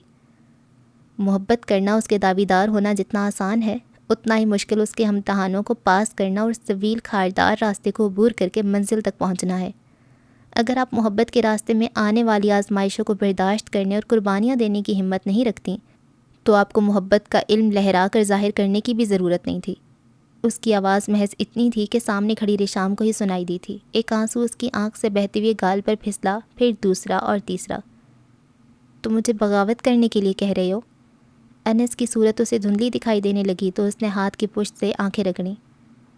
میں بغاوت کر کے یہاں تک پہنچاؤں، اب آپ کی باری ہے۔ وہ اپنے حصے کی بغاوت کر چکا تھا، لیکن ریشام میں اتنا حوصلہ نہیں تھا۔ وہ حویلی کی عزت کو اپنی محبت پہ قربان نہیں کر سکتی تھی۔ بابا کو آنے دو ایک بار، میں اپنے ماں باپ کی اجازت کے بغیر کہیں نہیں جاؤں گی۔ بھیگتی آنکھوں اور کپ کپاتے لہجے میں وہ اسے التجا کر رہی تھی۔ انس نے نچلا لب دانتوں تلے دبائے اسے دیکھا، پھر سر کو خفیف سی جنبش دیتے ہوئے بنا اسے دیکھے واپسی کو قدم بڑھائے سیڑھیوں کی جانب بڑھ گیا۔ اسے سیڑھیاں اترتے دیکھ وہ جیسے ٹرانس سے جاگی۔ اس کے پیچھے آتی ہوئی ریشام نے اس کا بازو پکڑ کر روکا۔ مجھے ڈائیورس تو نہیں دو گے نا؟ خوف اس کے لہجے میں سرا بھر رہا تھا۔ جب آپ میرے ساتھ جانا ہی نہیں چاہتی تو میرے نام سے بندے رہنے کا بھی کوئی جواز نہیں بنتا۔ وہ اسے دیکھ نہیں رہا تھا۔ یوسف، اس کا دل دھڑکنا بھول گیا تھا، زخم اور گہرے ہونے لگے۔ تم ایسا نہیں کرو گے، آپ مجھے مجبور کر رہی ہیں۔ اس کی سیاہ آنکھوں میں اپنی کربناک سی گلابی مائل آنکھیں گاڑے وہ دو بدو بولا، زندگی کے فیصلے ایسے جذبات میں آ کر نہیں کیے جاتے، بابا کو آنے دو ایک بار پلیز۔ وہ کچھ بھی کر کے اسے روک لینا چاہتی تھی۔ اگر ایک بار ضمیر غازی آ جاتے تو شاید حالات سنبھل جاتے۔ میں یہاں 2 منٹ بھی نہیں ٹھہرنا چاہتا، اتنی دیر رک گیا ہوں تو صرف آپ کی خاطر۔ اس کے لیے وہ اپنی ہر ناگواری کو پس پشت ڈال کر اسے اپنانے کے جتن کر رہا تھا، اور ایک وہ تھی جس کے قدموں میں اس حویلی کی عزت کی بیڑیاں پڑی تھیں جنہیں توڑنا اس کے بس میں نہیں تھا۔ میری خاطر؟ ریشام نے زخمی سا مسکراتی ہوئے اس کا بازو چھوڑا۔ میری خاطر مجھے ہی زندہ درگور کر کے جا رہے ہو؟ فیصلے کا حق دیا تھا میں نے آپ کو۔ تم مرد ہو یوسف، تمہارے قدموں میں وہ زنجیریں نہیں ہیں جنہوں نے مجھے باندھ رکھا ہے۔ تمہاری محبت سے زیادہ مجھے اپنی عزت عزیز ہے، میں اپنے ماں باپ کا سر نہیں جھکا سکتی۔ ان زنجیروں کا خیال آپ کو پہلے کیوں نہیں آیا ریشام بی بی؟ انس نے سختی سے اس کا بازو دبوچ کر اپنے مقابل کیا۔ میں نے کہا تھا آپ کو، 1000 بار سمجھایا تھا اس آگ سے مت کھیلیں، لیکن آپ کو شوق چڑھا تھا۔ اپنے ساتھ ساتھ آپ نے مجھے بھی اس آگ میں جھونک کر راکھ کا ڈھیر بنا دیے۔ وہ ڈبائی آنکھوں سے لب بھینچے اسے دیکھے جا رہی تھی، جس کی شکست خوردہ سی حالت ریشام کے دل میں انی کی طرح گڑ رہی تھی۔ وہ تو شخص کے سارے دکھ سارے غم اپنی ذات میں سمیٹ لینا چاہتی تھی، لیکن نہ چاہتی ہوئے بھی خود اس کی تکلیفوں کا باعث بن رہی تھی۔ تم پچھتا رہے ہو مجھ سے نکاح کر کے؟ اسے اپنی بھیکی آواز کہیں دور سے آتی محسوس ہوئی تھی۔ بہت کچھ ٹوٹا تھا اس کے اندر، جس کی کرچیاں پانی کی صورت اس کی آنکھوں سے بہہ رہا تھا۔ ایک طنزیہ سی مسکراہٹ اس کے لبوں پر ابھر کر معدوم ہوئی۔ مجھے اسی دن موت آ جائے جس دن میں اس نکاح پر پچھتاؤں۔ پھر کیوں کر رہے ہو مجھ پہ یہ ظلم؟ میں ظلم کر رہا ہوں؟ ظلم تو آپ مجھ پر کر رہی ہیں۔ میں آپ کے لیے ہر حد سے گزر جانے کو تیار کھڑا ہوں اور میری خاطر کچھ بھی نہیں کر رہی ہیں۔ میں تمہارے ساتھ نہیں جاؤں گی، وہ قطعیت سے بولی۔ آپ کا آخری فیصلہ ہے؟ انتہائی ضبط سے پوچھا گیا۔ یاد رکھیے گا میں اب پلٹ کر نہیں آؤں گا، آپ آنا چاہیں گی تو آپ کو خود آنا پڑے گا۔ ٹھیک ہے انس، جو تمہیں صحیح لگے وہ کرو۔ بلکتے دل کو نظر انداز کر کے بھیگا گال رگڑتی ہوئی وہ مضبوط لہجے میں بولی۔ سامنے کھڑا شخص اب اس کے لیے انس غازی ہی تھا، جو اس کے لیے یکسر اجنبی تھا۔ اس کا یوسف تو جانے کہاں کھو گیا تھا۔ اسے شدت سے وہ یاد آ رہا تھا جو اسے دیکھ کر ہی اپنے پلکیں جھکا لیا کرتا تھا۔ جب بات کرتا تھا تو اس کی آواز میں صرف نرمی اور احترام ہوا کرتا تھا۔ اگر ہمارا رشتہ اتنا ہی لکھا تھا تو اتنا ہی صحیح، ڈائیورس پیپرز بھجوا دینا۔ شدید ضبط سے کانپتے لہجے میں اپنی بات پوری کی۔ کیا سمجھ رکھا ہے آپ نے مجھے؟ کھلونا ہوں میں کوئی؟ جب دل کیا حاصل کر لیا، جب دل کیا اٹھا کر اپنی زندگی سے باہر پھینک دیا۔ تم میری جگہ نہیں کھڑے ہو ورنہ میری مجبوریوں کو سمجھ جاتے۔ وہ تنزیہ سے ہنسا۔ آپ کی مجبوریاں، آپ کے گھر کی عزت، آپ کے والدین کی محبت، میرا اس سب میں کیا قصور تھا؟ مجھے بس اتنا بتائیے۔ جب آپ کو بیچ راہ میں واپس پلٹ جانا تھا تو مجھے اس راستے کا مسافر کیوں بنایا آپ نے؟ تمہیں معلوم ہے میں نے جان بوجھ کر نہیں کیا کچھ بھی، لیکن جو میرا نقصان ہوا ہے اس کا مداوع کون کرے گا؟ انس مت کرو میرے ساتھ ایسے، کم از کم تم تو سمجھو مجھے۔ بے بسی کے ہاتھوں وہ رو پڑی تھی۔ وہ لب بھینچے اسے دیکھتا رہا، پلٹ کر چلا گیا۔ اس کے دامن کو آنسوؤں اور ملال سے بھر کر گیا تھا۔ اس کی نام نہاد محبت سے مایوس ہو کر گیا تھا۔ صحیح کہتے ہیں لوگ، محبت بزدلوں کے لیے نہیں بنی ہے۔ جو اپنی محبت کے لیے دنیا کے سامنے کھڑے نہیں ہو سکتے، ایسے لوگوں کو محبت کرنے کا کوئی حق ہی نہیں پہنچتا۔ لیکن رشام غازی کے بھی اپنے ہی اصول تھے۔ محبت اگر اپنے ہی ماں باپ کے سامنے کھڑے ہو جانے پر اکساتی ہے تو پھر وہ باز آئی ایسی محبت سے۔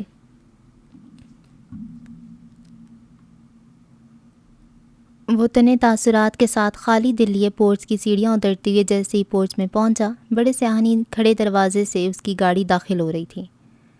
سیاہ شلوار قمیض پہنے، آستینوں کو کوہنیوں تک چڑھائے وہ آنکھوں پر سے گوگلز ہٹاتے ہوئے فرنٹ سیٹ سے اترا۔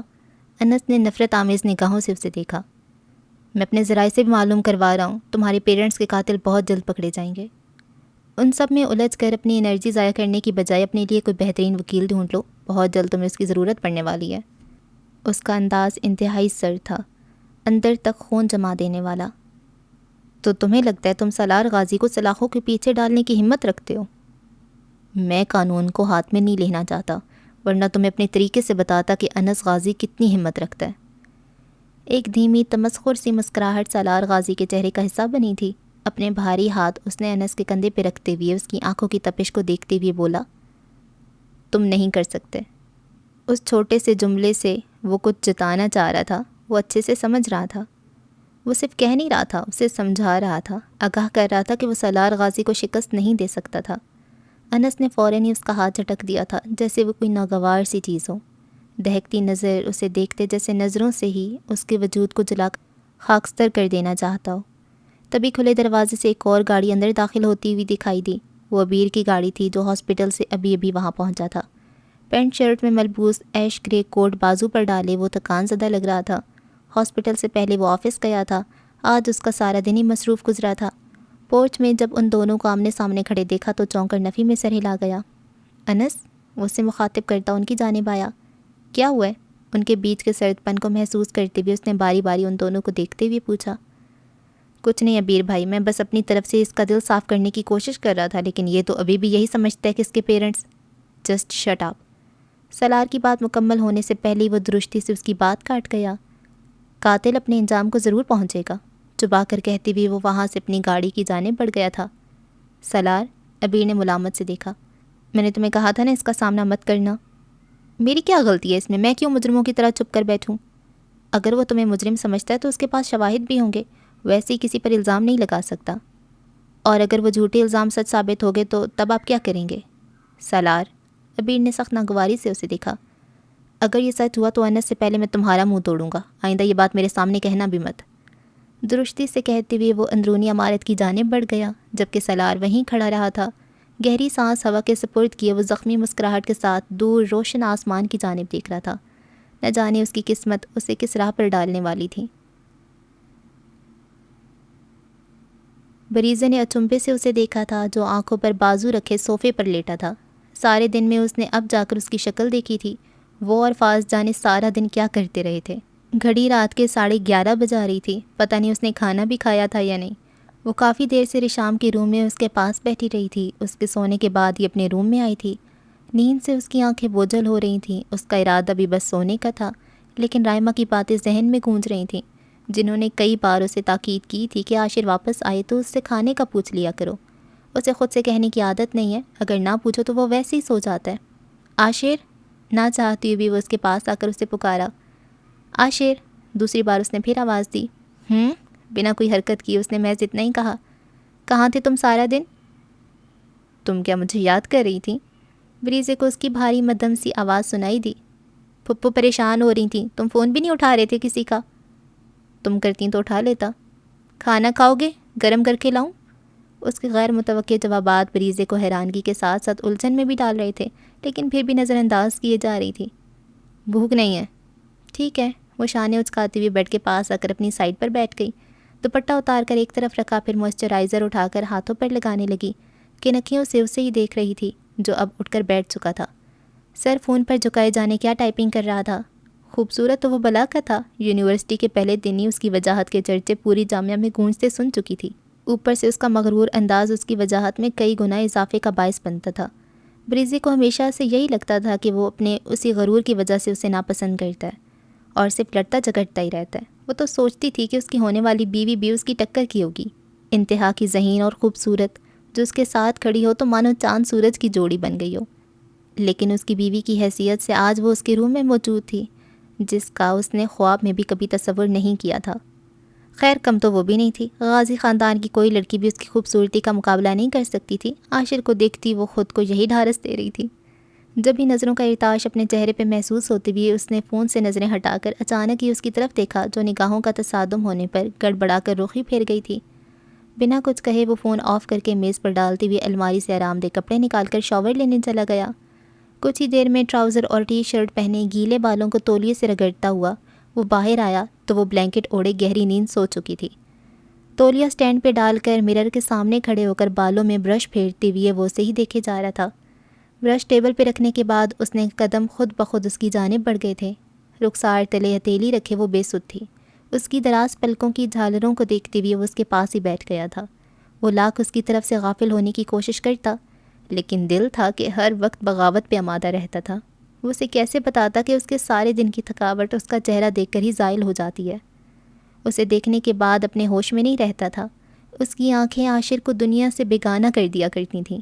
دو انگلیاں اس کے پھولے ہوئے گال پر پھیرتے ہوئے اس کے اپنے دل کی دھڑکنوں میں تلاطم برپا تھا۔ وہ اس لمحے کے انتظار میں تھا جب اسے بریزے کی آنکھ میں اپنا چہرہ دیکھنا تھا۔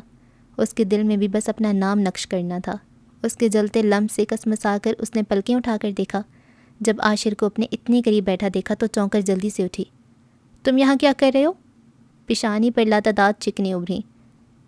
تمہیں دیکھ رہا تھا۔ کتنے سکون سے وہ سچائی بیان کر رہا تھا۔ اس کے جواب پر وہ چپ سی اسے دیکھتی رہ گئی۔ اپنے قریب بیٹھا وہ یک ٹک اسے دیکھتے ہوئے پزل کر رہا تھا۔ تمہیں معلوم ہے آج گھر میں کیا ہوا؟ بریزے کو اس کا دھیان خود پر سے ہٹانے کا فوری بہانہ سوچ گیا تھا۔ سب معلوم ہے مجھے، وہ پرسکون سا بولا۔ میرا تو دل گھبرا رہا ہے، کیا انس بھائی سچ میں ڈائیورس دے دیں گے رشام کو؟ وہ پریشانی سے اس سے پوچھ رہی تھی، نہ محسوس انداز میں پیچھے کو سرک گئی تھی۔ عاشر کی اتنی قریب موجودگی اس کے حواسوں کو جھنجھوڑ رہی تھی۔ انس بھائی دنیا کو آگ لگا دیں گے لیکن رشام کو کبھی نہیں چھوڑیں گے۔ لیکن جتنے غصے میں وہ گئے تھے مجھے تو لگا تھا کہ بس سب کچھ ختم کر کے جا رہے ہیں۔ وہ ختم کریں یا شروع کریں، ان دونوں میاں بیوی کے آپس کا معاملہ ہے۔ تم اپنے شوہر پہ دھیان دو۔ تم پر کیا دھیان دوں؟ بریزے کے لہجے میں فوراً ہی طنز و بیزاری کے رنگ درائے۔ مثلاً یہ کہ میرا سر ہی دبا دو۔ یونیورسٹی تو تم جا نہیں رہے، گھر پر بھی نہیں ہوتے، سارا دن پھر کہاں غائب رہتے ہو؟ اس کا انداز مشکوک تھا۔ ہے کچھ ضروری کام؟ وہ کان کی لو کو کھجاتے ہوئے انجان سا بولا۔ کیسے کام؟ اب سب کچھ تو تمہیں نہیں بتا سکتا۔ اتنے خفیہ طریقے سے انجام دے رہے ہو، کہیں ڈرگ سمگلنگ کا تو کام نہیں کرنے لگے؟ عاشر کو جانے کیوں بلا وجہ ہی کھانسی آئی تھی۔ اللہ کو مانو، کیوں اپنے شوہر پر اتنے سنگین الزامات لگا رہی ہو؟ تم خود کو میرا شوہر کہہ رہے ہو، حالانکہ جب نکاح ہوا تھا تو پتہ نہیں کون سا جن تمہارے اندر آزمایا تھا، جو تم بات پہ بات مجھے باتیں سناتے رہتے تھے۔ سینے پر بازو لپیٹے وہ ناراضگی سے گویا ہوئی۔ اب ساری زندگی تمہاری شکل ہی دیکھنی ہے تو پھر واویلا کرنے کی بجائے میں نے صبر کر لیا۔ بریزی اور صابر انسان کی شکل دیکھتی رہ گئی۔ لیکن تم تو کسی اور سے شادی کرنا چاہتے تھے، کسی بہت اچھی لڑکی سے۔ میں نے مان لیا کہ اچھی لڑکی میری قسمت میں نہیں۔ میری زندگی سے متعلق سوالات ختم ہو گئے ہیں تو سر دبا دیں گی آپ؟ مجھ سے تو اس قسم کی خدمتوں کی توقع رکھنا ہی مت. غلط دبانے تو بتا دینا، وہ میں بخوشی کر دوں گی. تمہیں نہیں لگتا کہ اب ہمیں اپنی ساری پرانی باتوں کو بھول کر نئے سرے سے سب شروع کرنا چاہیے؟ نہیں، وہ ترنت بولی. تم نے جو بدتمیزیاں میرے ساتھ کی ہیں وہ میں اتنی جلدی تو معاف نہیں کروں گی. تم بھی فوراً سے بدلے لے کر حساب بے باک کر دیا کرتی تھیں، اس کا کیا؟ کون سے حساب؟ اچھا چھوڑو، ہم دوستی کر لیتے ہیں. عاشر نے سیز فائر کرتے ہوئے اپنے ہاتھ اس کی جانب بڑھا دیے، جسے اس نے ایک آئی برو اٹھا کر دیکھا، پھر عاشر کے تاثرات کو. وہ اس کے دوستانہ انداز کو جانچ رہی تھی، اس کی جانب سے مشکوک تھی. اب اس کا کیا بھروسہ اس دوستی کرنے کے پیچھے بھی اس کی کون سی شرارت تھی؟ کیا واقعی میں وہ ساری پرانی لڑائی جھگڑوں کو پس پشت ڈال کر نئی زندگی کی شروعات کرنا چاہتا تھا؟ میں سنجیدہ ہوں، مذاق نہیں کر رہا. اسے شش و پنج میں گرفتار دے کر اس نے جیسے تسلی دی تھی. سوچ کر جواب دوں گی، اس نے بڑھائی ہوئے ہاتھ کو نظر انداز کر کے بولی. اس کی دوستی کی پیشکش پر ابھی وہ کافی غور و فکر کرنا چاہتی تھی، کیونکہ کم از کم اس شخص سے وہ اپنے لیے بھلائی کی توقع نہیں کر سکتی تھی. بنا کچھ کہے شانے اچکاتے ہوئے وہ دوسری جانب سے آ کر اوندے منہ بیڈ پہ گر گیا تھا. پھر کچھ ہی دیر بعد اس کی جانب کروٹ لیتے ہوئے ہتھیلی میں چہرہ گرائے اسے استفسار کیا. سوچ لیا؟ اتنی سی دیر میں کیا سوچوں میں؟ بریزے نے تنک کر پوچھا. تو تمہیں کتنے سال درکار ہیں؟ جب یاجوج ماجوج کا نزول ہو جائے تب جواب دو گی. لڑکیاں مرتی ہیں مجھ سے دوستی کرنے کو، اور ایک تم ہو کہ تمہارے شک و شبہات ہی نہیں ختم ہو رہے. ٹرسٹ میں ایک اچھا لڑکا ہوں. تمہیں پتہ ہے مجھے اس وقت کیا لگ رہا ہے؟ اس نے ضبط سے پوچھا. کیا لگ رہا ہے؟ یہی کہ تم بلا وجہ میرے سر پہ سوار ہونے کی کوشش کر رہے ہو. اچھا تو ہونے دو پھر. تم نہ مجھ سے فری ہونے کی کوشش مت کرو. وہ اس کی جانب گھومی انگلی اٹھا کر اسے وارننگ دے رہی تھی. جاؤ چائے بنا کر لاؤ میرے لیے، وہ تحکم سے بولا. بریزے نے اس کی پیشکش ٹھکرائی تو اس کا انداز بھی بدل گیا. میں کیوں جاؤں؟ اور اتنی رات گئے چائے کون پیتا ہے؟ بریزے کو اس کی دماغی حالت پہ شبہ ہونے لگا. میں ہمنا مامی کو جا کر چائے پینے کی فرمائش کروں گا تو پتہ ہے کیا ہوگا؟ تب تمہیں ان سے ڈانٹ بھی سننے کو ملے گی اور چائے بھی بنانی پڑے گی، اس لیے بہتر ہے کہ خود سے چلی جاؤ. لب کو چلتی ہوئی پرسوچ نظروں سے اسے دیکھتی رہی، پھر کچھ جمع تفریح کر کے جھٹ سے اپنا نازک سا ہاتھ اس کے سامنے کر دیا. میں نے سوچ لیا، ہم دوستی کر لیتے ہیں. عاشر نے وہ مشکل اپنی ہنسی کو روکا تھا. پکا؟ اس نے ابرو اٹھا کے پوچھا.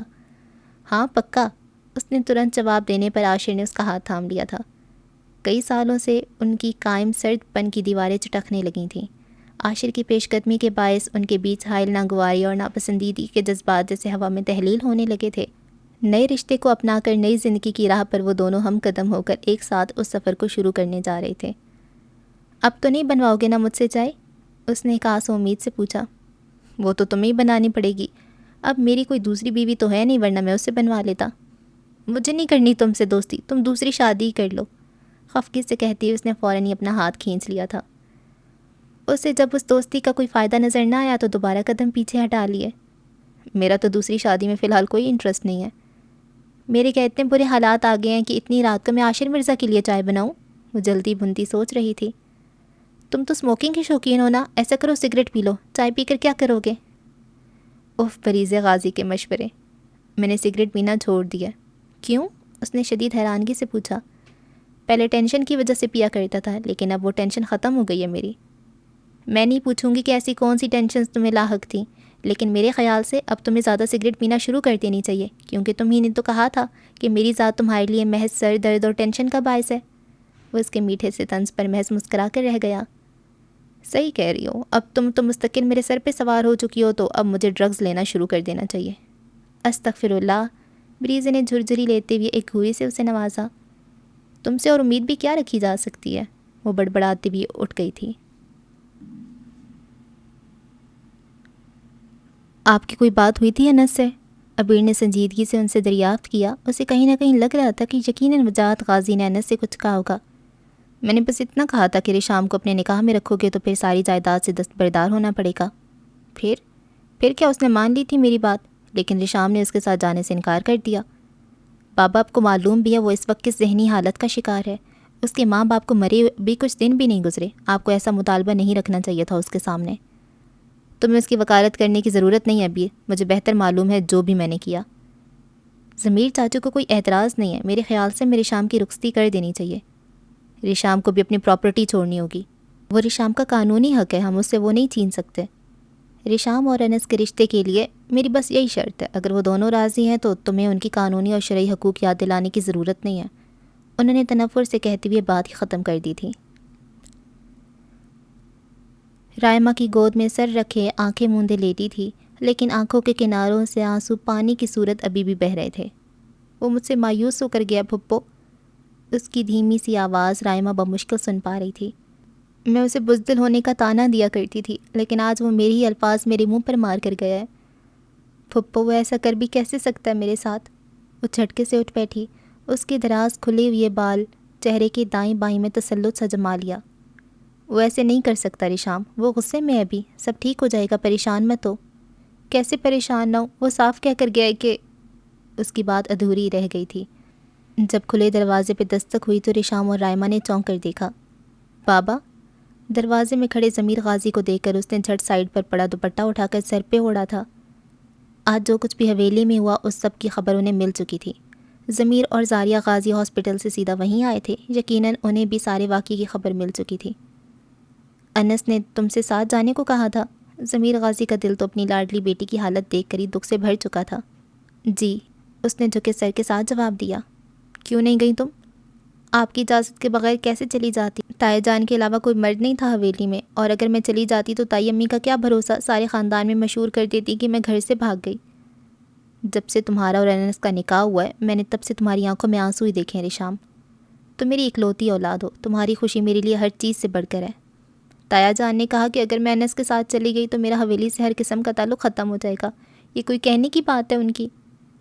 ریشام، ضمیر غازی نے گہری سانس بھر کے اسے دیکھا۔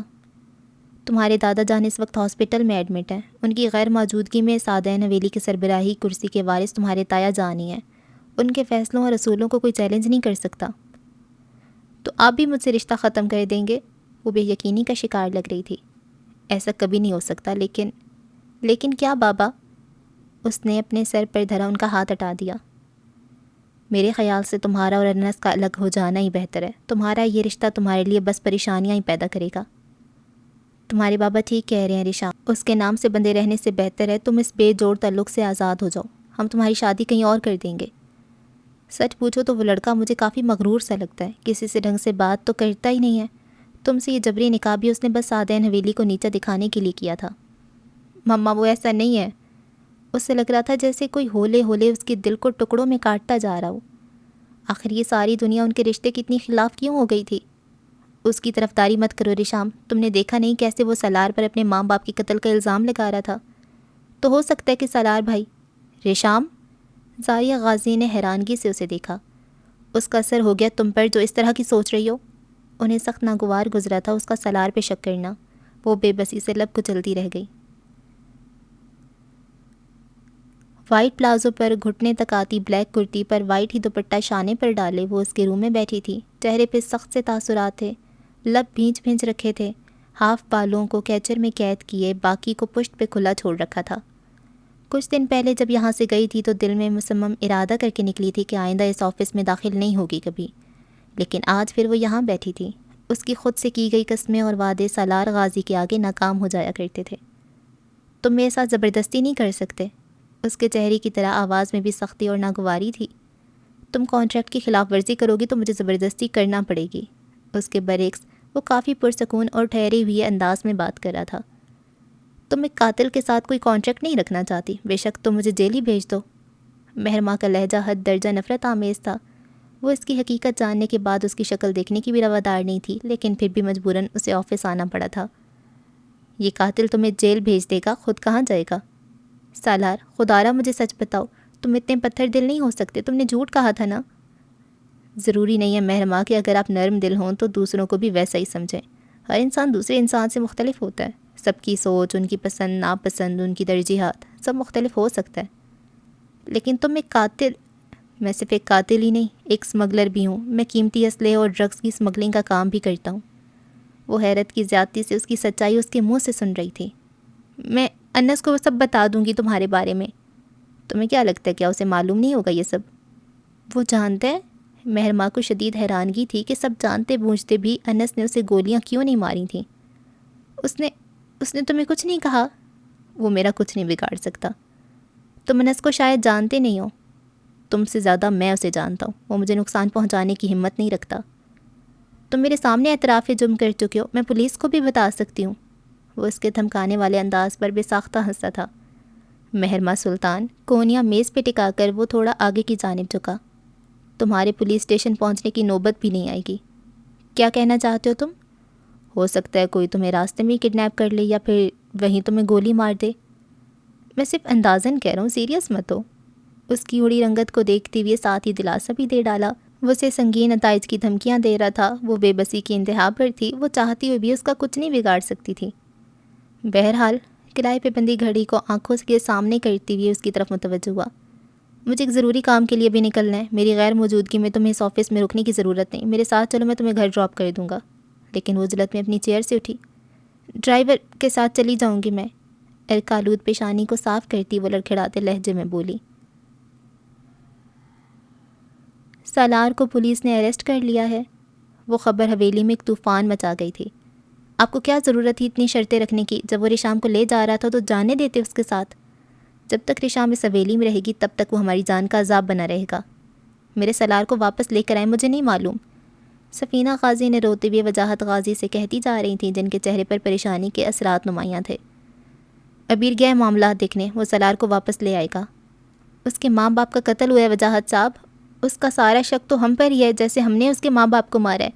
وہ تو جب تک ہم سب کو قبرستان کا راستہ نہیں دکھائے گا چین سے نہیں بیٹھے گا۔ ابیر، سالار کے بارے میں کچھ پتہ چلا؟ ماں پریشان نہ ہو، مجھے سالار پہ پورا بھروسہ ہے، وہ اس طرح کا کام کبھی نہیں کر سکتا۔ تم گئی تھے اس سے ملنے، کب آئے گا وہ واپس؟ انہوں نے بے قراری سے پوچھا۔ وکیل سے بات کی ہے میں نے، سالار سے ابھی تک ملاقات نہیں ہو پائی، انس سے بات کرنے کی بھی کوشش کر رہا ہوں، آپ پریشان مت ہوں۔ 2 انگلیوں سے پیشانی مسلتے ہوئے وہ تکان زدہ لگ رہا تھا، لیکن ساتھ ہی انہیں بھی تسلی دے رہا تھا۔ غازی انڈسٹریز کی پرتعش سی بلڈنگ کے وسیع روم میں اپنی راکنگ چیئر سے ٹیک لگائے وہ فون کان سے لگائے ہوئے تھا، کوٹ کو سٹینڈ پر ٹانگ رکھا تھا۔ اس کے اور سالار کے نقوش کافی ملتے جلتے تھے، لیکن سالار کے چہرے پر جتنی سنجیدگی ہمہ وقت قائم رہتی تھی، ابیر کے تاثرات اتنی ہی نرمی لیے ہوئے تھے۔ غازی خاندان کا سب سے بڑا اور سب سے سعادت مند بیٹا ابیر وجاہت غازی، جس نے اپنی زندگی کے معمولی سے فیصلے بھی اپنی مرضی سے نہیں کیے تھے۔ اس کی پڑھائی اور اس کی شادی تک کے فیصلے اس کے باپ دادا نے کیے تھے۔ وہ پورے خاندان میں ایک آئیڈیل بیٹا مشہور تھا، جو اپنے کزنز کو بڑے بھائی کی طرح ٹریٹ کیا کرتا تھا۔ اپنے خاندان کو جوڑے رکھنے کے لیے وہ کسی بھی حد تک جا سکتا تھا۔ اس کے لیے اس کی پہلی ترجیح وہ حویلی اور اس کے مکین تھے، جن پر وہ جان چھڑکتا تھا۔ لیکن ایک ساتھ پڑنے والی اتنی ساری ذمہ داریوں نے اسے ذہنی طور پر کافی تھکا ڈالا تھا۔ گھر میں چل رہی اتنی ٹینشن اور سالار کے اریسٹ ہونے کی وجہ سے بھی اسے سر کھجانے کی فرصت نہیں مل رہی تھی۔ وہ کبھی حویلی میں ہوتا تو کبھی ہاسپٹل میں۔ سالار سے ملنے بھی ابھی تک نہیں جا سکا تھا، لیکن فون پر مسلسل اپنے وکیل سے رابطے میں تھا۔ اس پر سارے آفس کی ذمہ داری بھی اسی پر پڑی تھی۔ سالار کی گرفتاری کی خبر ایک بھی نیوز چینل پر چلی تو میں تمہاری زندگی جہنم بنا دوں گا۔ میرا مسئلہ نہیں ہے میڈیا کو کیسے ہینڈل کرنا ہے، تم جانتے ہو۔ ٹائی کی نوٹ ڈھیلی کیے وہ تنیا صاحب کے ساتھ فون کان سے لگائے دوسری جانب اپنے خاص آدمی سے محو گفتگو تھا۔ صبح سالار جب آفس سے جانے کے لیے نکلا تو اسے راستے میں کافی ساری پولیس اور اسپیشل سروس کی گاڑیوں نے اپنے گھیرے میں لے لیا تھا۔ اس سچویشن کے لیے وہ پہلے سے ہی ذہنی طور پر تیار تھا۔ صرف ایک کال ابیر غازی کو کرنے کے بعد اس نے بنا کسی مزاحمت کی گرفتاری دے دی تھی۔ ابھی اسے اریسٹ ہوئے کافی دیر گزر چکی تھی۔ ابیر غازی کے علاوہ وجاہت غازی اور ضمیر غازی بھی فوری طور پر پولیس اسٹیشن پہنچے تھے، لیکن اسپیشل سروس کے آفیسرز کی بھاری نفری اس پولیس اسٹیشن کے گرد موجود تھی۔ اتنی سخت سیکیورٹی دیکھ کر تو لگتا تھا جیسے کسی بہت ہی خطرناک دہشت گرد کو گرفتار کیا گیا ہو۔ آفس سے آنے والی فون کالز کی وجہ سے اسے آفس آنا پڑا تھا، لیکن اپنے اختیار کا استعمال کرتے ہوئے وہ پوری کوشش کر رہا تھا کہ جلد سے جلد سالار کو وہاں سے باہر نکال لے۔ جب بھی جینز پر بلیک ہوڈی پہنے وہ 2 انگلیوں سے دروازہ ناک کرتے ہوئے اندر داخل ہوا۔ ابیر نے اسے دیکھ کر بات مختصر کرتے ہوئے فون بند کر کے ٹیبل پر ڈالا، پھر دراز سے کوئی فائل تلاش کرنے لگا۔ اس کے انداز سے لگ رہا تھا جیسے وہ مقابل کی آمد سے پہلے سے آگاہ تھا۔ وہ جب تک اس کے سامنے پڑی چیئر گھسیٹ کر براجمان ہوا تب تک وہ اپنی مطلوبہ فائل برآمد کر کے اس کے سامنے رکھ چکا تھا۔ اپنے طور پر جو انکوائری میں نے کروائی ہے اس کے مطابق تو یہی قاتل ہے۔ وہ سرسری سی نظر کاغذات پر ڈال رہا تھا جہاں پر 2-3 عادی مجرم لوگوں کے نام اور تفصیلات لکھی تھیں۔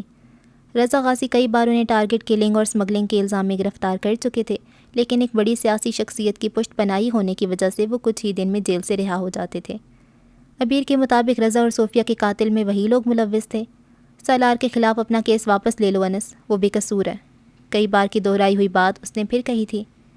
کہیں آپ سالار کو بچانے کے لیے تو ان لوگوں پر الزام لگا کر قاتل کے طور پہ پیش نہیں کر رہے ہیں؟ میں ایسا کیوں کروں گا؟ اس نے حیرانگی سے پوچھا۔ کیونکہ سالار آپ کا بھائی ہے، آپ نے بچپن سے لے کر اب تک اس کے ہر صحیح غلط کام میں اس کا ساتھ دیا ہے، اس کی غلطیوں پر پردہ ڈالا ہے۔ بے شک میں نے اس کے ہر غلط کام پہ پردہ ڈالا ہے، لیکن کسی کا قتل کرنا کوئی چھوٹی سی غلطی نہیں ہے انس جو میں اس کی طرفداری کروں۔ کیا انہیں اریسٹ کر لیا گیا ہے؟ انس کا اشارہ انہی افراد کی طرف تھا جن کے نام فائل میں درج تھے۔ آج صبح انہیں اریسٹ کیا گیا ہے، اپنے جرم کا اعتراف بھی یہ کر ہی لیں گے۔ میں تمہارے ساتھ ہوں انس، تمہارے مجرموں کو سزا دلوانے میں تمہارا ساتھ دوں گا۔ ابیر نے نرمی سے کہتے ہوئے اپنے ساتھ کا یقین دلایا تو اس نے محض اس بات میں سر ہلا دیا۔ جیل کے ملاقاتی کمرے میں ایک میز کے دونوں اطراف میں 2 کرسیاں پڑی تھیں۔ جب ہی دروازہ کھلا اور 3 پیس سوٹ میں ملبوس، ہاتھوں پہ ہتھکڑیاں لگائے وہ شخص بھاری قدم اٹھاتا اندر داخل ہوا۔ اسے اریسٹ ہوئے کافی دیر گزر چکی تھی، لیکن اس کے گھر والوں کو اس سے ملنے کی اجازت نہیں دی گئی تھی۔ اس کا وکیل بھی ابھی تک باہر انتظار میں بیٹھا تھا کہ کسی طرح وہ سالار سے بات کر سکے، لیکن ڈیوٹی پہ موجود آفیسرز اس کی دھمکیوں پر کان دھرے بنا اپنے معمول کے کام میں مصروف تھے۔ لیکن وہ ملاقاتی کمرے میں موجود تھا۔ اس کے سامنے ٹانگ پر ٹانگ رکھے بیٹھا وہ شخص بلیک ہوڈ کو سر پہ گرائے پرسکون سا بیٹھا تھا، ہاتھ میں پکڑے سنہرے لائٹر کو گھماتے ہوئے اسے دیکھ رہا تھا جو اس کے سامنے بیٹھ چکا تھا۔ کہا تھا نا کہ تمہیں جیل کی سلاخوں کے پیچھے لا کر ہی دم لوں گا۔ انس کے لہجے میں کوئی تضحیک یا تنفر نہیں تھا، اس کا انداز پاٹ تھا۔ میرے وکیل کو بلاؤ، مجھے تم سے بات نہیں کرنی۔ کوٹ کے سارے بٹن کھلے ہوئے تھے، سلیقے سے سیٹ کیے گئے بال سب پیشانی پر بکھرے ہوئے تھے۔ وہ تنفر سے بولا، اپنے وکیل سے بھی تمہاری ملاقات ہو جائے گی، پہلے مجھ سے تو بات کر لو۔ کیوں مجھے اس کیس میں پھنسانے کی کوشش کر رہے ہو؟ تمہارے پاس تو کوئی ثبوت بھی نہیں ہے۔ انس کے پرسکون لہجے کے برعکس سالار کے انداز میں ناگواری تھی۔ ثبوت؟ انس نے ایک ابرو اٹھا کے اسے دیکھا، پھر ہاتھ میں گھومتا لائٹر اس کی جانب اچھالا جسے اس نے سرحد سے کیچ کر لیا تھا۔ میرے پاس گواہی موجود ہے، وہ بھی مہرمہ سلطان کی۔ انس کا انداز جتاتا ہوا تھا۔ یہ بے وقوف لڑکی۔ وہ چونکا پھر تعصب سے سر ہلایا۔ اسے سب میں مت گھسیٹو انس قاضی، وہ درستی سے بولا۔ تم کریکٹر سے باہر آ سکتے ہو، یہاں کوئی کیمرے نہیں لگے ہوئے۔ انس کے نارمل سے انداز پر اس نے گردن گھما کے چاروں اور دیکھا، پھر تاثرات کو ڈھیلا چھوڑتے ہوئے پیچھے کو ٹیک لگا کر آرام دہ حالت میں بیٹھا۔ تمہاری وجہ سے میں نے اس لڑکی کو خود سے بدگمان کر دیا، اب اس کے سامنے میری پوزیشن تم ہی کلیئر کرو گے۔ ٹیبل پہ پڑے سگریٹ کے پیکٹ کو اٹھا کر اس میں سے ایک نکال کر لبوں میں دباتے ہوئے ساتھ ہی لائٹر سے شعلہ دکھایا۔ میرے پاس تمہارے مسئلوں کو سلجھانے کے علاوہ بھی اور بہت سے کام ہیں سالار غازی، وہ ہاتھ جلا کر بولا تو سالار نے ابرو بھینچ کے اسے دیکھا، پھر ایک گہرا کش لے کر دھواں فضا میں چھوڑا۔ تم میرے مسئلے کو نہیں سلجھاؤ گے تو پھر ابھی سے اپنے دماغ میں بٹھا لو کہ تمہاری اور ریشام کی شادی میں سب سے بڑا فساد میں ہی کروں گا۔ اگر اس وقت تم جیل سے باہر ہوئی ہو تو دوبارہ یہاں بھیجنے میں مجھے کچھ ہی سیکنڈز لگیں گے۔ تم شاید جانتے نہیں ہو کہ جیل میں بیٹھے بیٹھے بھی باہر کی دنیا کو اپنے اشاروں پر چلا سکتا ہوں۔ تمہارے منہ سے تمہاری تعریفیں سننے کا تو بالکل بھی موڈ نہیں ہے میرا، لیکن سچ یہی ہے، میری مدد کے بغیر تم ریشام کو سادین حویلی سے نہیں لے جا سکتے، وہ بھی اس صورت میں جب ساری حویلی تمہارے خلاف ہے۔ انس اس کے دھمکانے پر محض مسکرا کے رہ گیا۔ اس بند کمرے کے باہر سادین حویلی کی دنیا تو جیسے طوفان کی زد میں تھی، جو سالار غازی کو جیل سے نکالنے کے لیے جان توڑ کوششوں میں مصروف تھے۔ آبادی سے ذرا دور ہٹ کے ایک فارم ہاؤس کے خفیہ تہہ خانے میں کافی لوگ مستعدی سے بڑے بڑے باکسز کو گاڑیوں سے نکال کر وہاں ایک طرف ترتیب سے رکھتے جا رہے تھے۔ جو سیل پیک تھے، وہاں موجود ہر شخص کو ہی علم تھا کہ خاکی رنگ کے ڈبوں کے اندر آخر کیا چیز موجود تھی۔ 2 باکسز اندر رکھنے کے بعد جب تیسرا باکس وہ گاڑی سے لینے آیا تو ہاتھ میں لوڈڈ پسٹل لیے چونکنا سا گارڈ اس کے پیچھے پیچھے آیا تھا۔ رکو تم، گارڈ کی آواز دینے پر وہ رک گیا۔ اس کا آدھا چہرہ ماسک سے ڈھکا ہوا تھا، سر پہ پی کیپ پہننے کے باوجود بھی اس نے ہوڈی سے سر ڈھانپ رکھا تھا۔ آئی ڈی کارڈ دکھاؤ۔ وہاں کام کرنے والے ہر ورکر کے چہرے پر آدھا سیاہ ماسک لگا تھا، لیکن گلے میں ایک آئی ڈی کارڈ بھی موجود تھا۔ اس شخص سے وہ اسی کے بارے میں دریافت کر رہا تھا۔ وہ تو نہیں ہے میرے پاس۔ باکس زمین پہ رکھتے ہوئے اس نے کسی آنے سے انداز میں کہا تو گارڈ نے پسٹل اس پر تان لی۔ کون ہو تم؟ وہ بھڑک کر بولا۔ تیری بہن کا شوہر اور دنیا کا کمینہ ترین انسان۔ جب ہی اس کے پیچھے سے کسی نے بھاری چیز اٹھا کے اس کے سر پہ دے ماری، جو فوراً ہی بے ہوش ہوتا ایک طرف ڈھلک گیا۔ کانچ کی ٹوٹی ہوئی بوتل سائڈ پر پھینکتے ہوئے فاز نے اسے دیکھا، جو ہوڈی پیچھے کو گرا کر اب ماسک نیچے کر چکا تھا۔ اب سمجھ آیا میری بیوی کے اندر ایسی مار دھاڑ والی خصلتیں آئی کہاں سے۔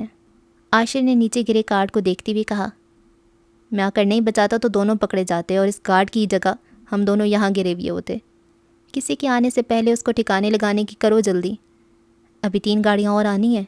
عاشر نے اس کی معلومات میں اضافہ کیا تو وہ بیزاری سے بولا، اللہ ہی پوچھے گا بیر بھائی کو، اتنے وسیع پیمانے پہ اسمگلنگ کا کام کر رہے ہیں، کسی کو کانوں کان خبر تک نہیں ہونے دی۔ ویسے تو اس فارم ہاؤس پر کم ہی آتے ہیں، لیکن آج اگر اتفاق سے آ گئے تو پوچھ لینا ان سے، ساتھ میں شکوے بھی کر لینا، ہو سکتا ہے ان کی بھائی کی محبت جوش مار جائے اور وہ تمہیں بھی اپنے کام میں شریک کر لیں۔ انس بھائی اور سالار بھائی نے انہیں مصروف کر رکھا ہے، میرا نہیں خیال وہ یہاں آئیں گے۔ ابیر کی طرف سے وہ ریلیکس تھے۔ آئیے تھوڑا پیچھے چلتے ہیں۔ کچھ دن پہلے انس غازی کی پرتعش سے آفس میں، جہاں ابھی بھی ضمیر غازی اس کے سامنے بیٹھے محو گفتگو تھے اور اس شش و پنج میں گرفتار تھے کہ رشام سے نکاح نہ ہونے کی وجہ سے سالار اتنا بڑا قدم کیسے اٹھا سکتا ہے۔ جبکہ کپ کی سطح پہ انگلی پھیرتے ہوئے انس اپنے آپ کو کچھ کہنے کے لیے تیار کر رہا تھا، بالآخر ایک نتیجے پر پہنچ کر اس نے کپ کو میز پہ رکھا۔ ہم صرف سالار پہ شک کیوں کر رہے ہیں ضمیر انکل؟ کیا مطلب، کیا کہنا چاہتے ہو؟ تمہیں عاشر اور فاس پر بھی شک ہے؟ مجھے ان پر شک نہیں ہے کیونکہ وہ دونوں میرے لیے ہی تو کام کرتے ہیں، لیکن سعدین حویلی میں ابیر غازی بھی تو موجود ہے۔ ابیر؟ ضمیر کو اس آفس کے در و دیوار اپنے سر پہ گھومتے ہوئے دکھائی دیے تھے۔ ماہرہ زینب خان کے قلم سے لکھا ناول میں تیرے قربان کی قسط نمبر 19 کا اختتام ہوا۔ آپ سے اگلی قسط میں ملاقات ہوگی، تب تک کے لیے اللہ حافظ۔